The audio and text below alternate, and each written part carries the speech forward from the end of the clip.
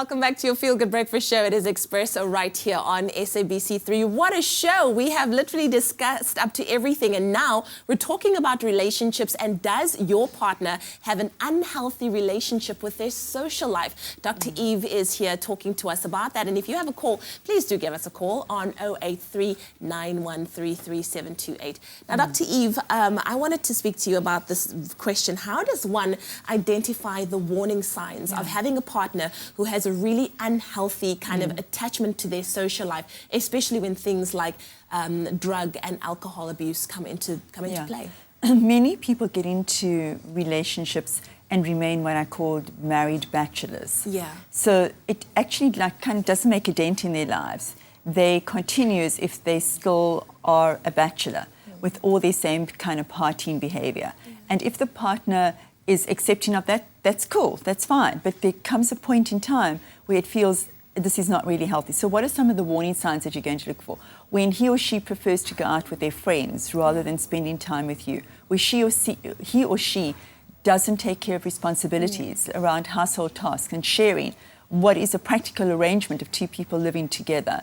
When he or she comes home at hours of the day, and this is always something which is so interesting for me, because couples will say, he came home at 2 o'clock, or she came home at 5 o'clock. It's like, really, what is the difference? Well, maybe 12 o'clock, and we kind of grow up with like 12 o'clock and then you turn into a pumpkin. So there's a lot of conflict around that. What is an appropriate time for people to come home when you're in a relationship with somebody?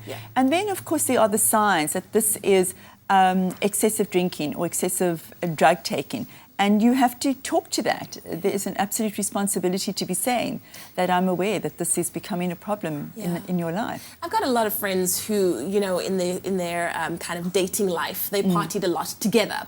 So now they get married and they have children, and all of a sudden that goes out the window. You have one partner who knows that that life is done, and you have another partner who's not ready for that life to be done, and it causes friction in the relationship. How does one find a balance there? And you know, they miss that. I always feel sad about that, because there's a lot of connection and intimacy and fun. I mean, really fun that happens on a dance floor. And when you're going from club to club or whatever people are doing, just going for drinks with friends, and suddenly that's taken away from you. So you have to, what I find useful is that each one of you still should have the right to go out, but within your boundaries. This is my boundary. I'm going to be home at a certain time. I'm also going to be accountable. That's one of the big warning signs as well, is that people lose accountability. It's like, I've spent so many sessions talking to couples around how do I communicate with you without feeling like I'm nagging you, or I'm the wife at home saying, hey, when are you coming home? Or it's so late, I think you should come home now. Or he or she just puts their cell phone off and is just completely unavailable, which is incredibly difficult and distressing to the other partner.